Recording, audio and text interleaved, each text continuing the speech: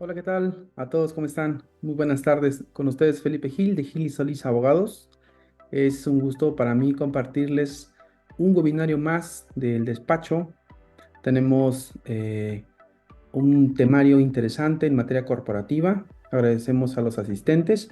Hoy nos toca un tema denominado creación de empresas en México. El ponente de hoy es un socio fundador del despacho.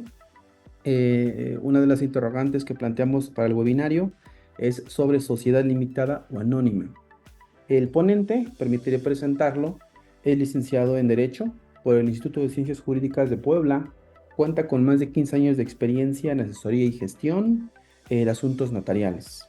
Cuenta con una sólida trayectoria en la Notaría Pública número 13 de la ciudad de Puebla, donde ha colaborado estrechamente con la ejecución y supervisión de procesos que garantizaron o garantizan la seguridad jurídica de nuestros clientes. Es el abogado especializado en la autenticación de documentos y la asesoría de formalización de actos jurídicos. Su enfoque siempre ha sido proporcionar un servicio de alta calidad, asegurando que las transacciones se manejen con precisión y de calidad. Ponente, gracias por la presentación de hoy. Estaremos muy atentos. Quienes gusten realizar preguntas pueden listarlas en el chat y al final tendremos un apartado de preguntas y respuestas. Pues muchísimas gracias y la audiencia es tuya. ¿Qué tal? Muy buenas tardes para todos. Bienvenidos a este webinario más de Gil y Solís Abogados. En esta ocasión vamos a tocar el tema de la creación de empresas en México. Es un tema en México. Le damos a la siguiente, por favor.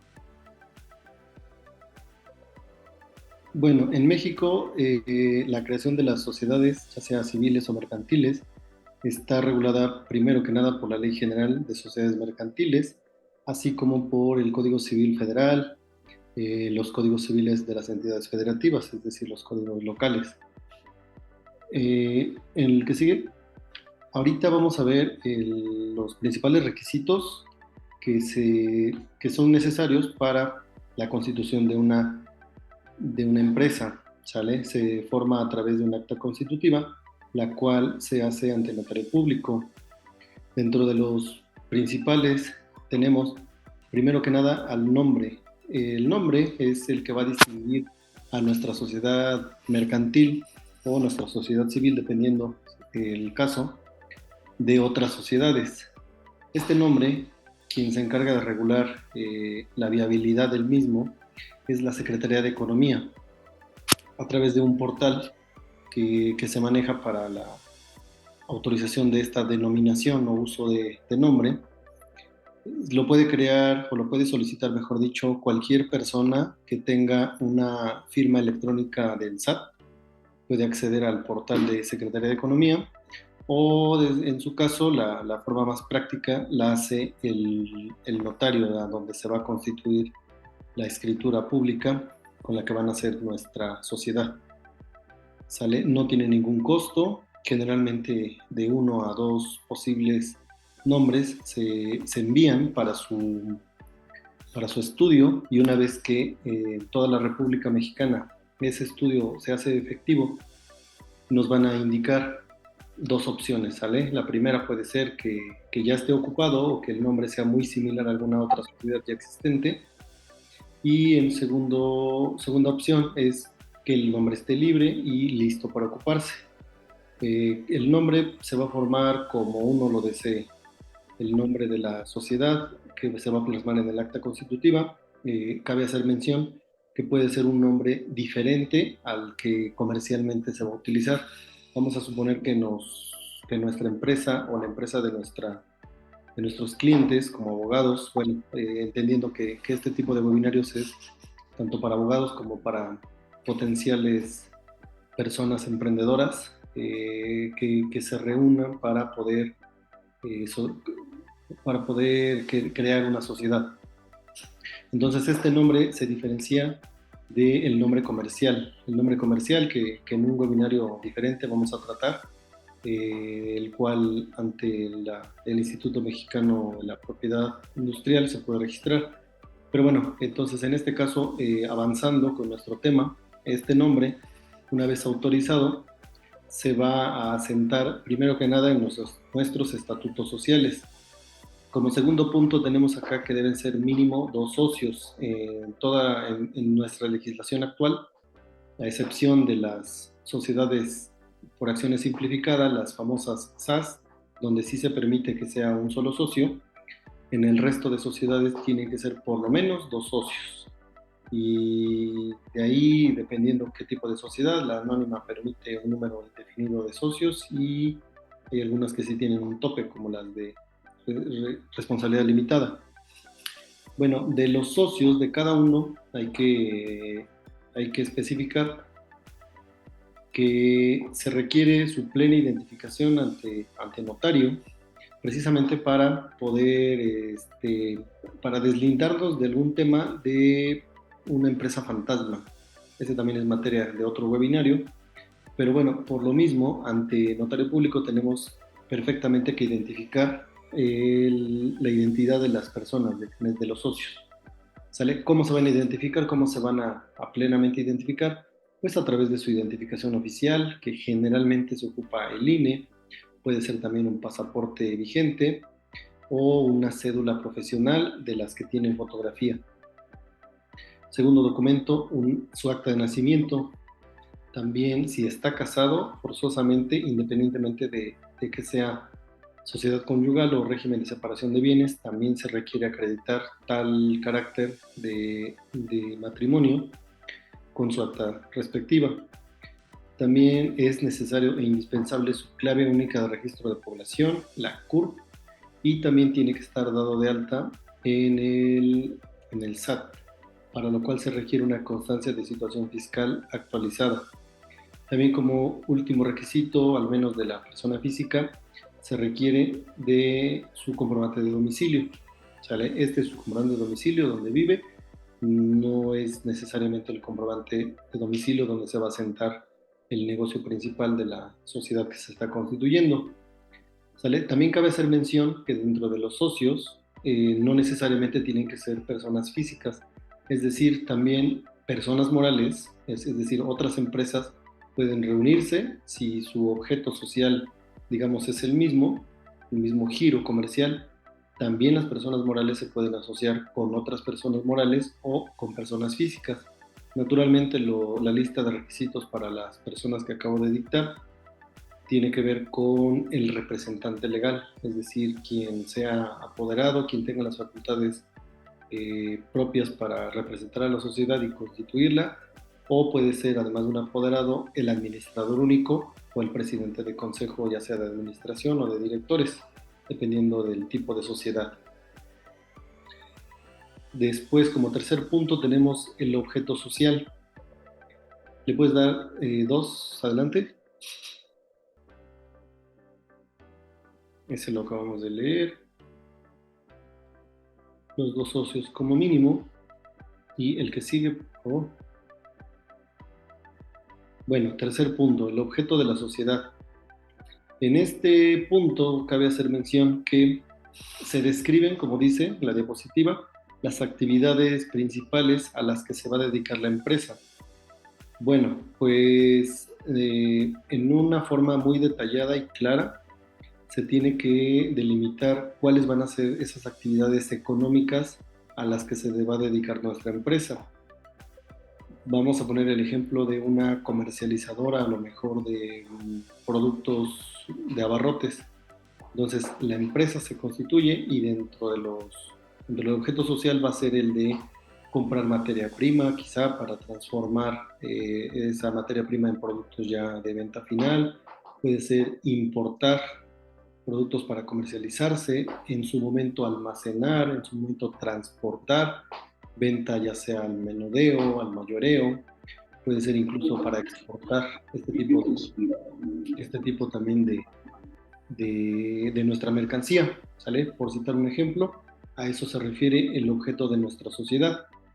Dentro de las actividades que también se puede dedicar, podemos poner, por ejemplo, la de compra o venta de inmuebles y que no se va a entender como que sea esta su actividad preponderantemente económica, pero sí eventualmente se va a lo mejor para para nuestro domicilio principal o para una agencia o sucursal que se puede establecer a lo largo y ancho de la República Mexicana, se va a comprar o se va a necesitar y se puede comprar o rentar un bien inmueble. Hay actividades que a veces, dependiendo de qué se va a tratar nuestra sociedad o la sociedad de nuestros clientes, que no necesariamente se tienen que poner así en un objeto muy amplio, ¿sale? Porque luego vienen temas, sobre todo en temas fiscales, ahí para eso habría que checarlo precisamente con el contador o con el abogado que les esté asistiendo, porque pretender abarcar un objeto social muy amplio, en muchas ocasiones, cuando uno quiere contratar una empresa que se dedique a eso, pues a veces puede caer ahí en una contradicción porque su objeto social, pues generalmente, bueno, en este caso, como les digo, puede ser que a lo mejor ya esté contemplado. Entonces, preferentemente que sea un objeto social específico de lo que se va a dedicar nuestra sociedad. ¿Le puedes dar siguiente, por favor? Bueno, como cuarto punto tenemos el domicilio social. Este domicilio social es el lugar donde se va a asentar nuestra sociedad y el domicilio social básicamente va a ser el domicilio aquel en donde, una vez constituida nuestra empresa, se va a inscribir en el Registro Público de Comercio de dicha demarcación. En el estado de Puebla, las demarcaciones se delimitan por distritos judiciales. En el resto del país también hay unos sinónimos, demarcaciones, distritos judiciales, en donde se va a asentar. Ahí se va a inscribir y una vez inscrita, después de ello, todas las asambleas que se lleven a cabo y que sean necesarias registrarse van a ser ahí, independientemente, como hace rato les dije, de que nuestro asiento principal sea, por ejemplo, la ciudad de Puebla. Dependiendo de nuestras actividades, puede ser que tengamos alguna agencia o alguna sucursal en cualquier otra parte de la República o incluso en el extranjero. En la redacción de un acta constitutiva nos señala y nos precisa que no por el hecho de tener una agencia sucursal fuera, en este caso de nuestra ciudad de origen, como domicilio social, no por eso se entiende el cambio del mismo, ¿sale? Ese también hay que hacer la diferencia, que es también un domicilio diferente al domicilio fiscal, por ejemplo. O bueno, no necesariamente tiene que ser diferente, pero sí existe la posibilidad de que sea uno diferente. Y el domicilio fiscal, bueno, ya entrando en materia, es aquel en el que el representante de nuestra sociedad, vamos a pensar el administrador único, va a ir al SAT a dar de alta a nuestra sociedad, a obtener el registro federal de contribuyentes, y ahí es donde sí le van a preguntar y le van a pedir que compruebe y acredite mediante un comprobante de domicilio cuál va a ser el domicilio fiscal. Bueno, de todos modos, si tienen dudas, al final vamos a hacer una ronda de preguntas y respuestas para poder aclararlas. Siguiente, por favor. Quinto punto de nuestra lista va a ser la duración. De la duración tenemos dos supuestos, ¿sale? El primer supuesto es una duración definida, una duración específica, en donde los socios se pongan de acuerdo y dicen, ¿sabes qué? La actividad a la que nos vamos a dedicar nada más va a durar 5 años, 10 años, 20, el número de años que se llegue a acordar. ¿Sale? Por tradición, en el pasado se llegaba a 99 años, la verdad desconozco por qué era muy común, pero 99 años era, me imagino, el tope, o lo que la ley les permitía en ese entonces. En la actualidad, con las últimas reformas a la Ley General de Sociedades Mercantiles, tenemos que existe la posibilidad de que sea indefinida. Y esto, hasta cierto punto, pues nos beneficia porque podemos suponer que los socios iniciales a lo mejor acordaron 10 años y después de 10 años frente a terceros legalmente van a seguir teniendo obligaciones, pero a lo mejor legalmente pues la sociedad ya terminó su duración. Entonces, antes de que se termine, lo que se sugiere es que se elabore un acta de asamblea extraordinaria en donde específicamente se prorrogue, como punto principal, se acuerde la prórroga de la duración, y si no como tal una prórroga, se puede optar por la segunda opción, como les dije hace rato, que es la de duración indefinida, y con eso pues finalmente ya se puede continuar con las actividades de la sociedad. Siguiente, por favor. Punto número 6, el capital inicial. La legislación actual nos indica que ya no se requiere ningún capital mínimo, ¿sale? Y dentro de este capital inicial, de que vamos a asentar en nuestra acta constitutiva, tenemos dos opciones, el capital fijo, sin derecho a retiro, y el capital variable. El capital fijo es con el que se constituye desde un inicio. En un supuesto en donde existan dos socios y su capital inicial se acuerde que sea, por ejemplo, 100,000 pesos, se tiene que, primero que nada, que definir cuántas acciones van a conformar ese capital social. Entonces, en este ejemplo que les acabo de decir, 100,000 pesos, un ejemplo muy básico, son 100 acciones de 1,000 pesos cada uno, y desde un principio se acordaron los socios que iban a ser en partes iguales, por lo tanto, cada socio va a tener el 50%, es decir, 50 acciones de 1,000 pesos, equivalentes a 50,000 pesos cada uno. En el capital variable, generalmente es indefinido, es decir, ese sí es sujeto de retiro, y dependiendo de la actividad a la que se van a dedicar, hay temporadas en el año en donde es conveniente inyectarle capital a la sociedad en su parte variable, y cuando sea necesario celebrar un acta de asamblea en donde se acuerde, como hace rato les dije, ya sea el aumento de ese capital variable o incluso la disminución, y bueno, se le devolvería, digamos, a cada socio en la aportación con la que haya entrado. Siguiente, por favor. Punto número 7, el número de acciones y de partes sociales, así como la forma en que se va a distribuir. ¿Sale? En las sociedades anónimas se denominan acciones, y en las sociedades de responsabilidad limitada se denominan partes sociales. En el ejemplo que acabamos de citar hace ratito, un ejemplo muy simple, son 100 acciones que se repartieron equitativamente entre los socios, 50 acciones y 50 acciones para el segundo. Ahí las acciones son indivisibles, ¿sale? Entonces hace rato le asignamos en el ejemplo 1,000 pesos a cada acción. No puede haber una acción con mayor valor que la otra, al menos no en el capital fijo. En el capital variable pues se pueden crear subseries en donde ya pueden tener una cantidad o un valor diferente. Y en las sociedades de responsabilidad limitada se integra, mejor dicho, por partes sociales. Estas partes sociales sí pueden ser desiguales. Puede ser que del ejemplo uno de los socios tenga una parte social que cueste 1,000 pesos y el otro una parte social que tenga un valor de 99,000 pesos, pensando en ese supuesto del capital social inicial de 100,000 pesos. Y en el caso de las acciones funciona, pero funcionaría como 99 acciones para un socio de 1,000 pesos cada una, y el otro socio una sola acción de 1,000 pesos.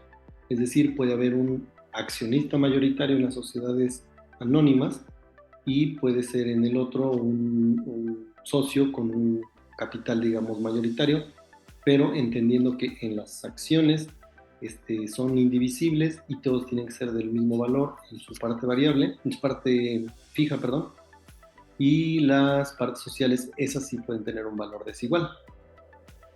Entonces, en el acta constitutiva tenemos que asentar cómo se van a distribuir, y justamente es eso, ¿no? El ejemplo que les pusimos hace ratito, en donde pueden tener un socio más participación en el negocio, ya sea en la sociedad de responsabilidad limitada o de capital variable. Siguiente, por favor.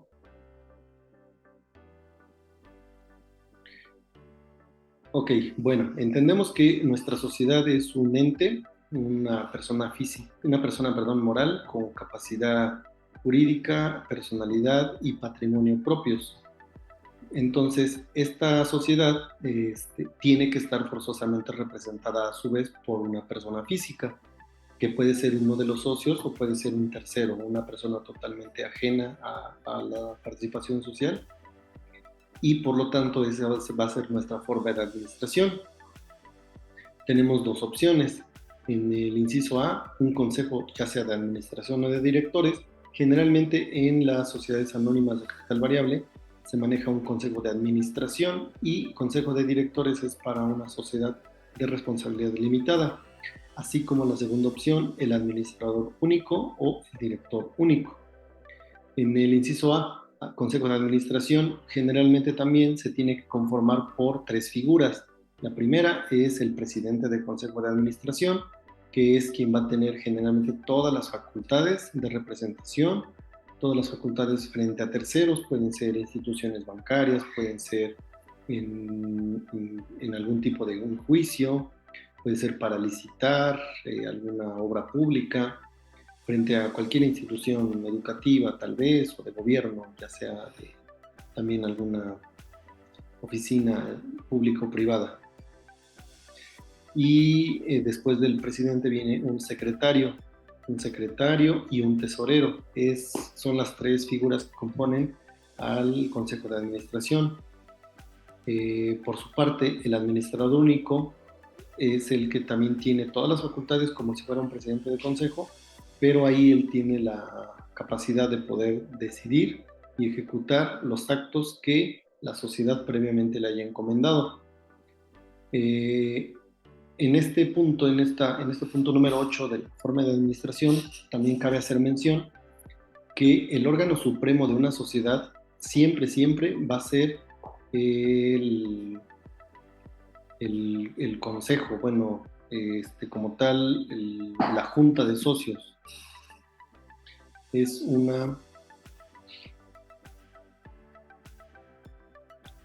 la junta de socios o de accionistas, es quien tiene es el órgano supremo y el que toma las decisiones. El presidente del consejo de administración, el administrador único o director en su caso, son quienes lo van a ejecutar.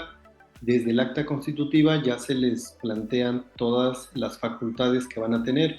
Las básicas son poder general para pleitos y cobranzas, luego sigue un poder para actos de administración, y por último incluso actos de dominio o para abrir y cerrar y manejar a su vez cuentas bancarias, suscribir títulos y operaciones de crédito.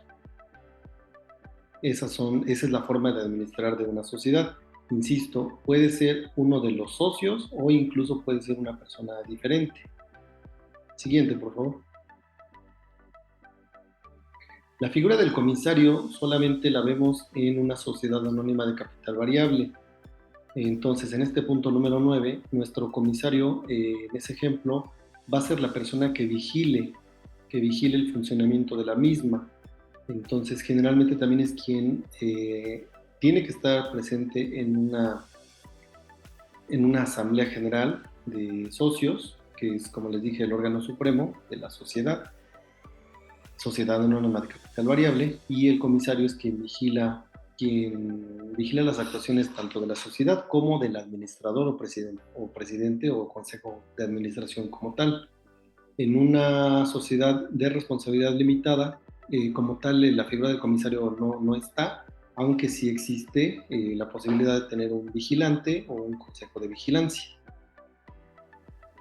Este comisario no tiene que ser pariente cercano, no tiene que ser familiar del administrador, ¿sale? Porque si no, se va a presumir que, pues, al final de cuentas puede tener cierto interés en contrario, y por lo tanto lo ideal es que sea una persona totalmente ajena.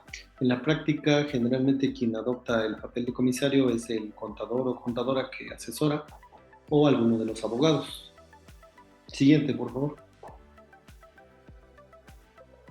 Bueno, entonces, dentro de nuestra acta constitutiva tenemos el punto número 10, y son los poderes que, como hace ratito dije, generalmente todos ya los tiene inherentes a su cargo, ya sea el presidente del consejo de administración o de directores, o el administrador o director único. Él de cajón ya va a tener esas facultades. que son de pleitos y cobranzas, de actos de administración e incluso actos de dominio para abrir y cerrar cuentas bancarias y también para suscribir títulos y operaciones de crédito. Pero existe la posibilidad de que la sociedad pueda conferir poderes y facultades, como les dije, diferentes a los del presidente del consejo o al administrador único, y se las puede conferir a un tercero, que puede ser un empleado de la sociedad, un asesor, por ejemplo, en un despacho se me ocurre de arquitectura, diseño, los arquitectos, las personas que ahí laboran, para evitar o estar a la espera de que alguno de los apoderados, alguno de los administradores tenga que acudir a las diferentes oficinas públicas o privadas, puede él tener las facultades mediante un poder para que él acuda sin la necesidad de el presidente de consejo o el administrador. Este tipo de poderes generalmente son limitados, son para ciertos actos, pueden ser generales con ciertas limitaciones o pueden ser especiales. Y especiales puede recaer en cuanto a una actividad o en cuanto al tiempo, ¿no? Pueden ser especiales para un año, para 2 años, ahí ya, o de forma indefinida y poderes generales. A grandes rasgos es toda nuestra estructura que debe contener un acta constitutiva que se realiza ante notario público o ante corredor público. Entonces, esta acta constitutiva es como el acta de nacimiento de nuestra sociedad, en donde se refleja precisamente el acuerdo de voluntades y se plasman en unos estatutos que a su vez son los que se formalizan o se protocolizan ante los fedatarios públicos ya mencionados, ya sea un notario público o un corredor público. Esta acta constitutiva, después de haberse formalizado y haberse firmado, se debe forzosamente que inscribir en el Registro Público de Comercio. El Registro Público de Comercio es aquella oficina gubernamental en donde se lleva, como su nombre lo indica, un registro de todas las sociedades que existen en el mercado. Además de eso, también dentro de las obligaciones, ya hace rato lo mencionamos, están las de dar de alta a la sociedad en el Registro Federal de Contribuyentes, tener un RFC y cumplir con las obligaciones, entre ellas emitir facturas, hacer sus declaraciones, pagar sus impuestos respectivos y pues dar de alta a los trabajadores que se tengan. Entonces, bueno, con esto concluimos nuestra ponencia, en este caso la creación de empresas en México, así como la terminación la conclusión, que en este caso nos referimos a la inscripción en el Registro Público de Comercio y el alta del Registro Federal de Contribuyentes. Si tienen alguna duda, con muchísimo gusto estamos ahorita para que la planteen, para disiparla y para seguir alimentando este tema. Muchas gracias, licenciado Julio. Te agradecemos la participación. Por acá agradecemos también la presencia de algunos clientes que me hicieron por ahí algún cuestionamiento con relación a las facultades del comisario. Si quieres hacer el planteamiento, Alejandro Cortés, puedes activar tu micrófono con confianza.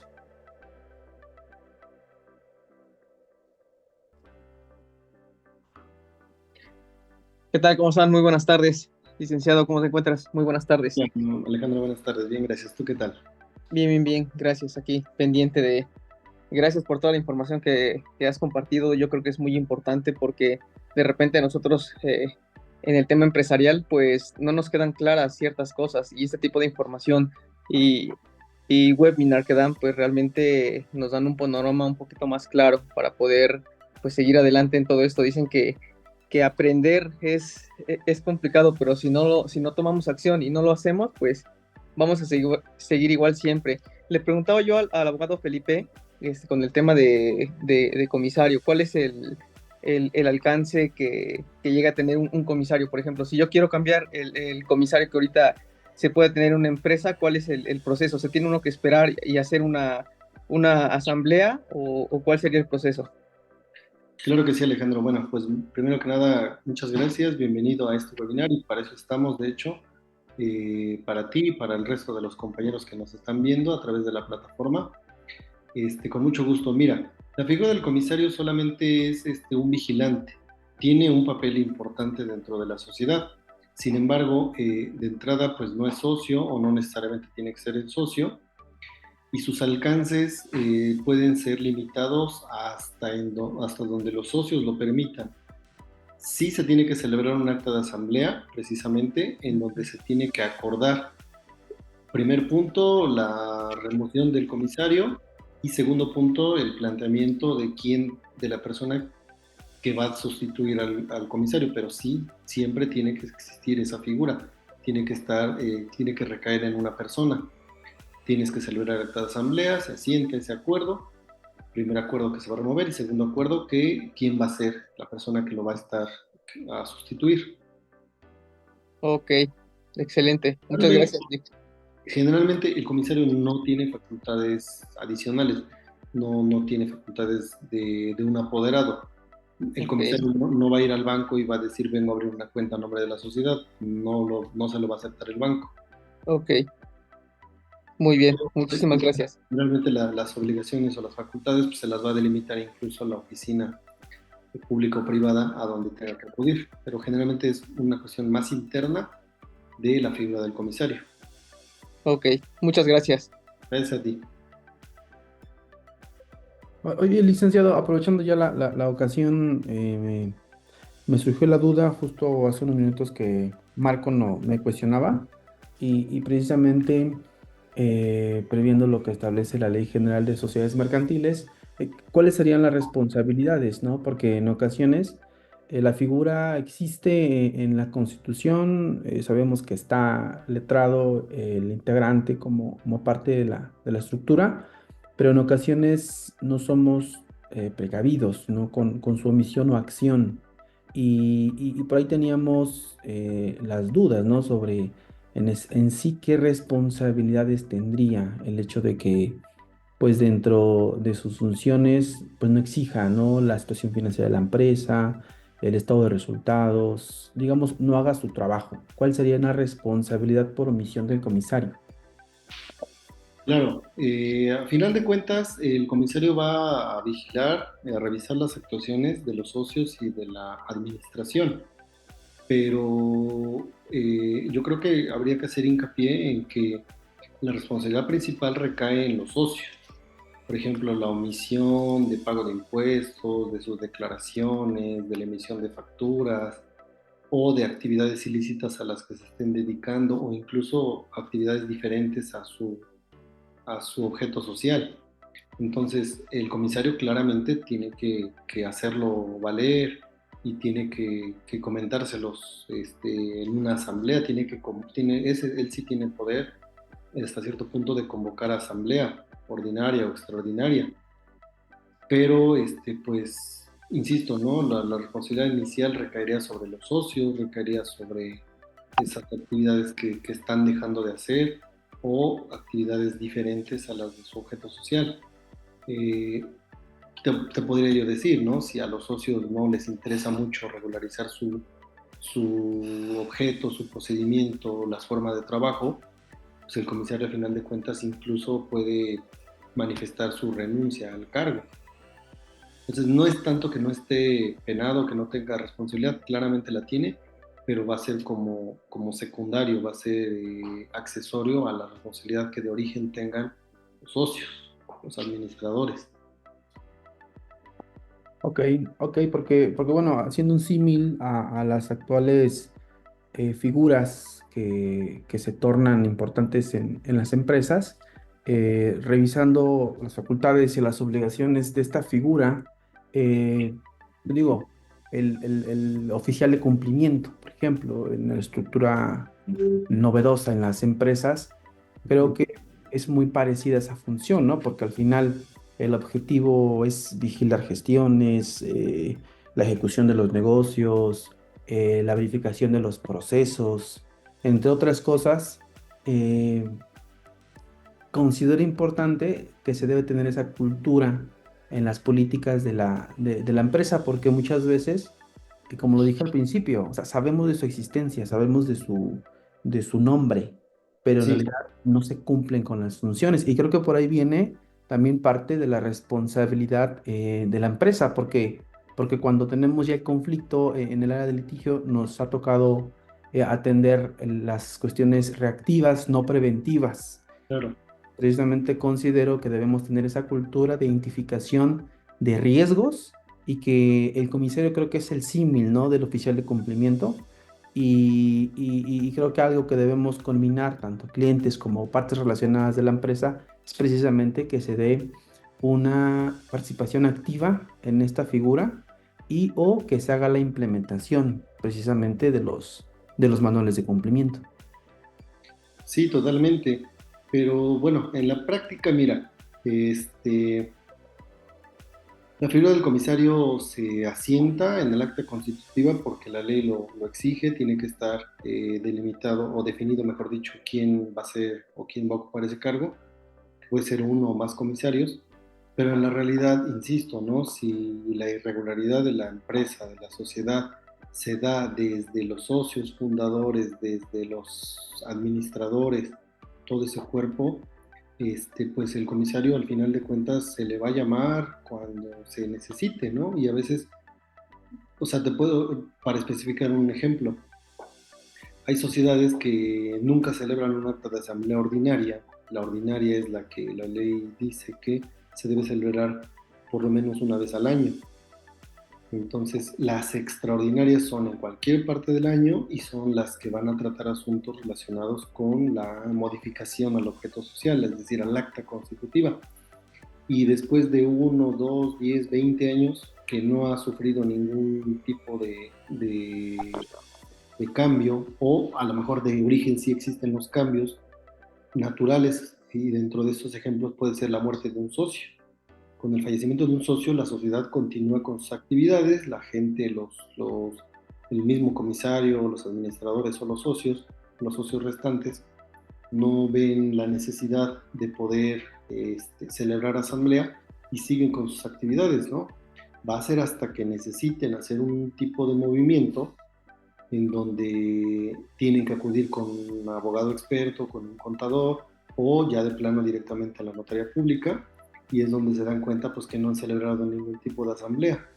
Es más, el comisario pues ya hasta ni está, ¿no? Nada más figuró en el principio y sobre la marcha ya no está. Ya van a nombrar un nuevo comisario, aunque en cada una de las asambleas ordinarias o extraordinarias será necesaria la presencia del mismo. Ok, ok, porque al final, pues como las facultades del apoderado, ¿no? Tenemos una investigación de carácter penal en el que le soliciten informes a la empresa sobre un hecho con apariencia de delito y resulta y resalta que no se tienen los sistemas de gestión y no se tienen cumplimiento a las normativas, no hay asambleas generales, no hay convocatorias. ¿Cuál es la sanción? Por eso insisto, ¿no? Porque creo que la responsabilidad como persona física e integrante de una estructura corporativa o no, o bien de sociedad, pues conlleva incluso hasta la libertad, ¿no? De esa persona física. Por eso retomar la figura, porque Alejandro me cuestionaba, ¿no? Y me decía, bueno, está, pero no está, y está como, ¿para qué está, no? Y digo, pues si está, pues que haga su trabajo. De otra manera, pues va y, ¿no? Al comisario. Y ya pone uno que pues llega su chamba. Sí, claro, si como socio o administrador este, sientes que la empresa no está funcionando como debe de ser, definitivamente no, es tu poder de decisión, independientemente del comisario, convocar al resto de tus socios, celebrar asamblea y sabes qué, pues cambiarlo, sustituirlo. Pero sí, adelante, Margil. Gracias, buenas tardes a todos. Nada más para comentar ahí unos comentarios, preguntas, dudas en el chat, pues no sé si las podamos atender. Sí, claro, con gusto. Bueno, me preguntan, ¿se puede migrar de una sociedad a otra? Sí, claro, claro que se puede. De hecho, en algunos casos es hasta necesario u obligatorio, ¿no? La ley ahí exige, tiene topes. Miren, ahora sí que no quiero errar, pero en materia de sociedad de responsabilidad limitada, tiene un tope para los ingresos anuales y un tope para el número de personas que le integren, de socios. Pues, me parece que es 50. Entonces, cuando digan, saben que van a integrar a 20 nuevos socios, entonces, pues naturalmente que ya no pueden estar en ese régimen, tienen que migrar al siguiente, que sería Sociedad Anónima de Capital Variable. Y ese puede ser un tema casi obligatorio.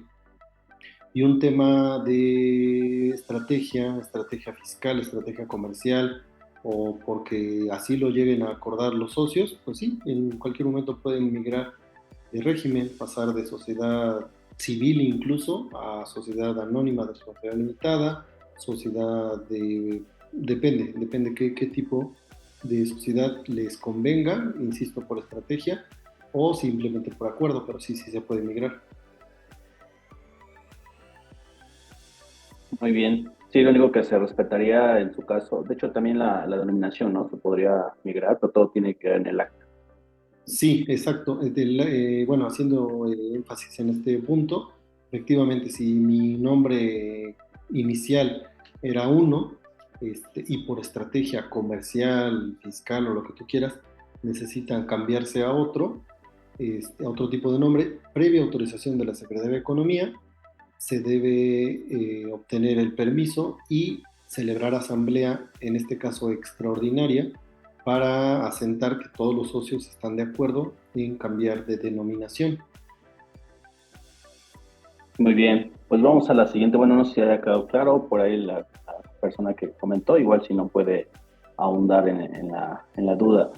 Como siguiente punto, nos preguntan cuáles son los costos que conlleva la creación de cada una de las empresas.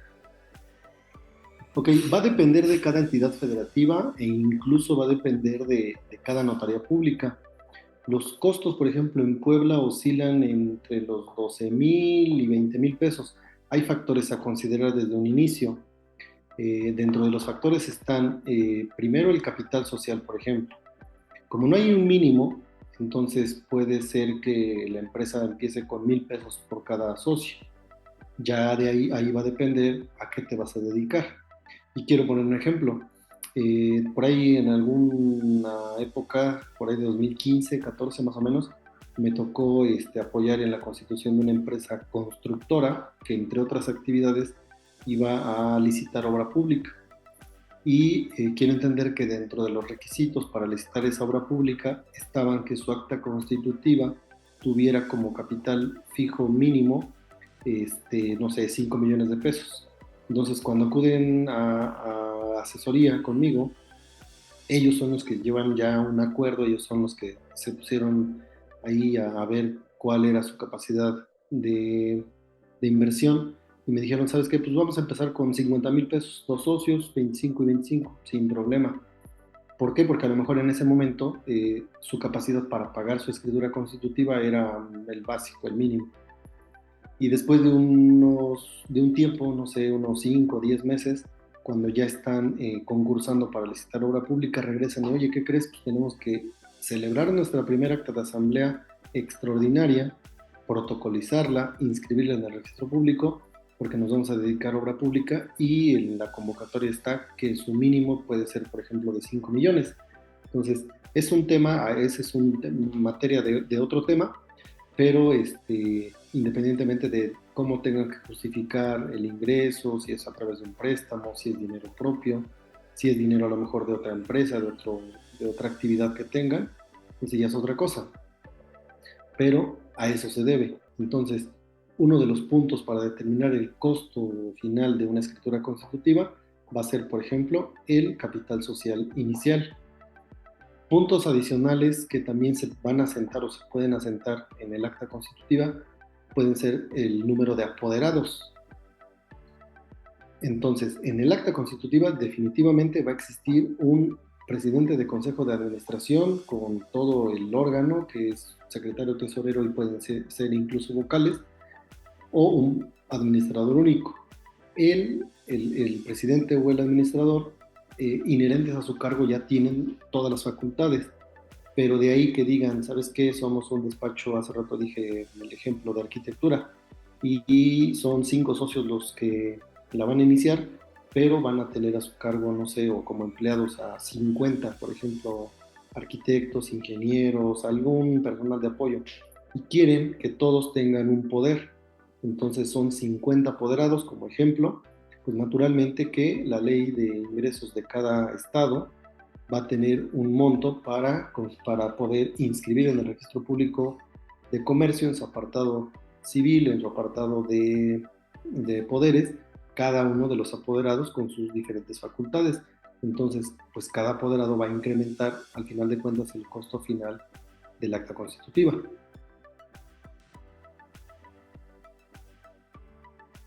Claro, o sea, es una cotización muy adecuada, ¿no? Al caso en concreto. Así En es. el punto, digo, obviamente, digo, también hay otras opciones. Tenemos el ejemplo de las SAS, que bueno, tiene casos específicos, tiene sus limitantes, y para este tipo de situaciones, si bien en las SAS no hay costo por costo de honorarios, y es una iniciativa de la Secretaría de Economía para los emprendedores, pues tiene ciertas limitantes, ¿no? De adquisición, de otras cuestiones, ¿no? Entonces, bueno, eso se da para otro tema más adicional. Igual yo creo que lo podemos programar sin problema y lo estaríamos comunicando con todos ustedes para seguir platicando de eso. Y si no avanzamos, todos modos, con la siguiente pregunta. Respecto al costo, también nos preguntan, bueno, creo que ya un poquito lo abordaste, dice, ¿cada cuándo se puede modificar los socios? Y si en una licitación, ¿cómo podría saber si un licitante me está presentando su última modificación a su acta y los últimos socios de esa empresa? Bueno, como bien lo dijimos hace ratito, existe un registro público del comercio, que es donde se van llevando a cabo todas las modificaciones que sean sujetas de inscripción. Entonces, en un acta constitutiva, en el ejemplo que pusimos hace rato, son 5 socios los que inician. Si hubiera el ingreso y salida de otro socio, tendríamos que irnos a los estatutos de la sociedad, porque puede ser que el socio que no esté, puede ser por causas propias, causas personales o incluso por fallecimiento.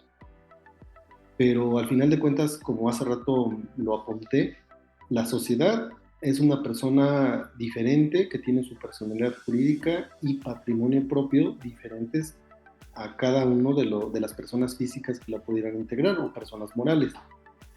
Entonces, en ese sentido, si va a licitar obra pública, tiene que cumplir con todos los requisitos, todo de la convocatoria.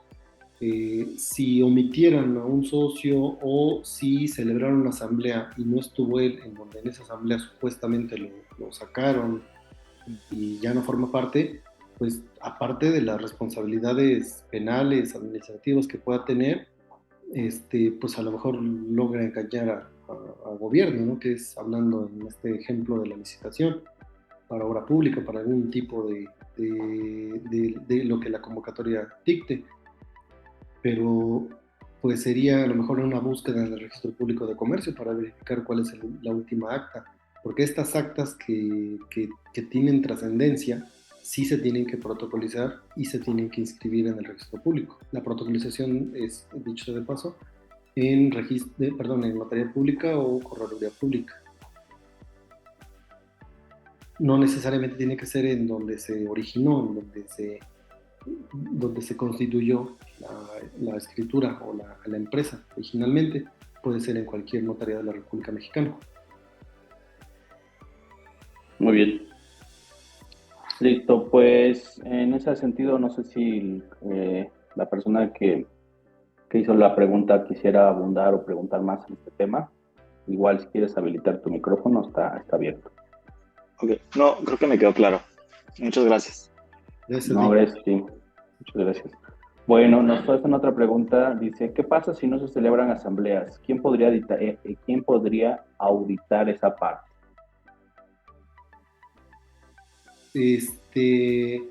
Insisto, generalmente, bueno, no generalmente, la ley dicta que se debe celebrar por lo menos una asamblea anual, que es la asamblea ordinaria, en la que se tratan puntos básicos de la sociedad. De ahí en adelante se van a celebrar asambleas extraordinarias en cualquier día y hora incluso inhábiles, se podrían habilitar porque a lo mejor son casos de extrema urgencia. Se celebra asamblea y las asambleas se deben celebrar en el domicilio social de la sociedad, ¿sale? En el domicilio incluso fiscal donde se determinó para que una asamblea sea válida. De ahí, dependiendo, si esa asamblea extraordinaria, insisto, son aquellas que van a modificar el pacto social, la escritura constitutiva, como por ejemplo un cambio de duración, cambio de domicilio, ingreso, salida de socios, por venta de acciones, por cesión de partes sociales. Hubo un punto que me faltó y que estuve viendo en las diapositivas, que es el punto número 10, y que se refiere a la admisión o exclusión de capital extranjero. Entonces, dentro de esas actas de asamblea extraordinarias puede ser incluso, a lo mejor en un inicio no permitían el ingreso de capital extranjero y sobre la marcha, dependiendo de las actividades, ya es necesario que se modifique esa acta constitutiva para que ahora sí se permita el ingreso de personas extranjeras que le inyecten, cumpliendo claramente todas las reglas de la ley de inversión extranjera. Pero entonces, esas actas de asamblea se celebran, en las extraordinarias se protocolizan ante notario y naturalmente se inscriben en el registro público de comercio. Pero desde que se celebra el acta de asamblea, ya surte efectos frente a terceros. La fecha cierta que se da ante notaría o correduría va a ser para efectos legales a los que correspondan, ¿no? A los que haya lugar. Pero el acuerdo que se tomó pues es desde que se celebró la asamblea. Entonces, por ley se tienen que celebrar, pero en la práctica, en la experiencia que nos ha tocado como despacho y en lo personal, hay empresas que no celebran actas de asamblea y pues lo que va a pasar es que cuando pretendan llevar a cabo una modificación, pues ahí se acuerda a lo mejor que se aprueban estados financieros de los años anteriores a la última en la que se está celebrando esa acta de asamblea, esa asamblea general. Listo, pues muchas gracias. No sé si quieras agregar algo más, licenciado Julio, el licenciado Felipe. No, pues de mi parte agradecido, Lick, por el tiempo, por la disposición y pues, ¿cómo te quieres despedir? Digo, inicialmente podríamos partir invitando a los presentes al seguimiento de los webinarios en materia corporativa. Tenemos el próximo jueves un webinar de un invitado para crear una empresa con talento. Ha tenido por ahí intervención en materia pues corporativa importante en Puebla, el maestro Sergio Ángelo Ávila. Los invitamos a que se conecten próximo jueves a las 6 de la tarde. Si dejan su correo en un mensaje de aquí de la Junta para mandarle la invitación directamente o bien vía WhatsApp. Julio, muchísimas gracias. ¿Algo que quieras comentar para cerrar? Pues primero que nada, darle las gracias a todos aquellos que se conectaron, a los que van a ver el video que se está grabando en nuestras diferentes plataformas de Gil y Solís Abogados. Con toda confianza se pueden acercar a nuestros medios de comunicación, dejarnos alguna pregunta, podemos asesorarlos. Ya dieron un paso, por ejemplo, aquellos emprendedores que tienen la necesidad de reunirse con algún otro, asociarse, constituir una empresa, y puede ser precisamente por el hecho de esa necesidad de poder constituir una sociedad, ya sea anónima de capital variable, de responsabilidad limitada, que son las que más se utilizan en México. Sin embargo, cada caso es especial, cada tipo de sociedad tiene que atenderse especialmente a las actividades a las que se va a dedicar, dónde va a sentar su principal negocio o sucursal, y con muchísimo gusto estamos para asesorarles. Chili, muchas gracias. Hay una pregunta de Eduardo Hernández, no la entendí muy bien, habla sobre un robo de identidad. ¿Quieres prender tu micrófono? Con gusto. Sí, les mencionabas dentro de los requisitos para crear una empresa que se necesitaba tener una firma o una e-firma del SAT. Sí, En ese sentido, ¿qué tan viable es que alguien tenga esa firma y cree una empresa, en este caso robando tu identidad? claro, una vez que se acude al SAT a tramitar la e-firma, pues cada quien es responsable del uso que se le dé. Y eso porque generalmente se acude y se lleva una USB en donde ahí nos van a dar nuestras claves y contraseñas. Estamos muy dados a prestar las USBs o a no solamente almacenar esos datos sensibles, sino tener otro tipo de datos ahí dentro. Y pues sí, obviamente puede existir esa posibilidad de que alguien en el portal de economía cree, por ejemplo, una sociedad por acciones simplificada, que ahí es, como lo dijo el licenciado Aymar, sin ningún costo y pueda a través de tu firma generarla. Existen otro tipo de candados y a final de cuentas pues lo que se va a dar es para cometer una acción fraudulenta porque pues naturalmente que ni siquiera va a ir al banco a abrir una cuenta por la situación de que ahí en el banco tienen además de esas otras medidas de seguridad. Ahora, nada más que sí quiero puntualizar, al principio del tema dije que la e-firma se va a ocupar, pero para la solicitud de una denominación o nombre que nos otorga la Secretaría de Economía. Insisto, lo puede tramitar desde la correduría o la notaría, este, solicitar el nombre o la puede solicitar cualquier persona física que tenga su e-firma, pero la autorización o denominación que nos otorgue la Secretaría de Economía no es suficiente para decir que yo ya tengo mi empresa. Ese nada más te está dando un permiso que incluso tiene una vigencia, si no me recuerdo, de 180 días naturales para que lo hagas valer. Ese permiso por impreso o en digital que tú tengas, si previamente lo obtuviste, cuando vayas con el notario o corredor a constituir tu empresa, le dices, mira, yo ya tengo mi denominación, y eso fue después de haber hecho toda una investigación de que el nombre no se parece a ningún otro.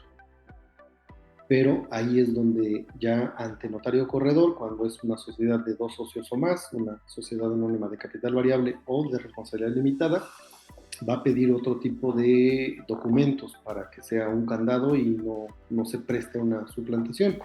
En la práctica, pues se puede dar, ¿no? Se puede dar incluso porque son gemelos, porque se parecen mucho, por una homonimia, por la circunstancia que sea. Claramente se puede dar.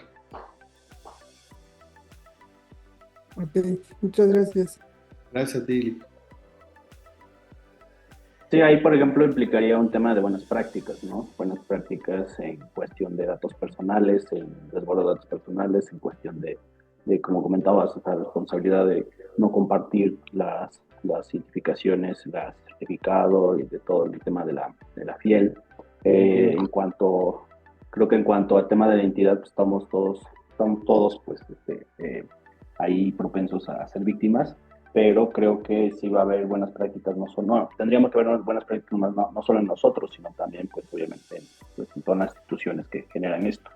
Entonces, para esto, digo, obviamente es algo que puede ocurrir, tendríamos que tener conciencia de dónde dejamos nuestros documentos, cómo los trabajamos y cómo los resguardamos. Y ya por último, digo, aprovechando, ya no estábamos despidiendo, pero aprovechando que ya abrieron nuevamente Sí, las preguntas y respuestas, Sofía nos pregunta, muchas gracias por la explicación. ¿Qué ventajas tienen estos dos tipos de sociedades en comparación con otras formas de organización empresarial? Igual, si nos quieres como abrir el micrófono, Sofía, creo que ya no está. Híjole. Bueno, de todos modos, respondemos bueno, la pregunta y ya después lo verá grabado. sí, claro. Más que ventajas, siempre se tiene que, en concreto, saber a qué se está dedicando uno, para qué nos va a servir. Porque si mi actividad económica a la que me estoy dedicando yo la puedo realizar solo, pues quizá no es ni necesario hacer el gasto, la inversión, todo el procedimiento. Y pues yo me sigo, ¿no? Como persona física, por ejemplo, con actividad empresarial y profesional, desarrollar mis actividades, emitir mis facturas, pagar mis impuestos, hacer mis declaraciones parciales y la anual, y cumplir con todas sus obligaciones, ¿no? Al final abrir mi cuenta bancaria, quizá diferente de mi cuenta personal. Pero si mi actividad a lo mejor me exige a mí, no tanto que me exija, me conviene más porque hay otras 2, 3 o más personas que nos dedicamos a lo mismo y juntos podemos potencializar nuestras actividades, llegar a otros mercados, atender otro tipo de situaciones, entonces vamos a llegar a un acuerdo de constituirnos.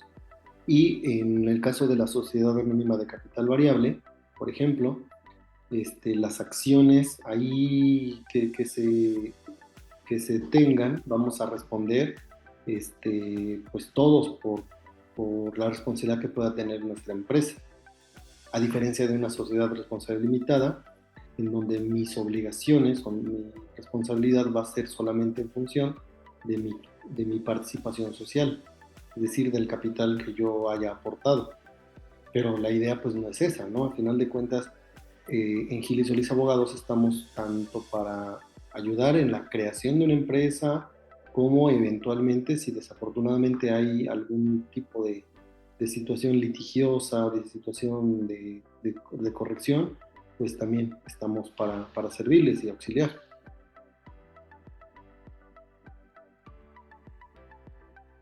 Ok, pues muchísimas gracias. Creo que ya te dejamos descansar y atentos al seguimiento de los webinars. Agradecemos todos la participación y pues nos despedimos. Saludos cordiales. Saludos y gracias a todos.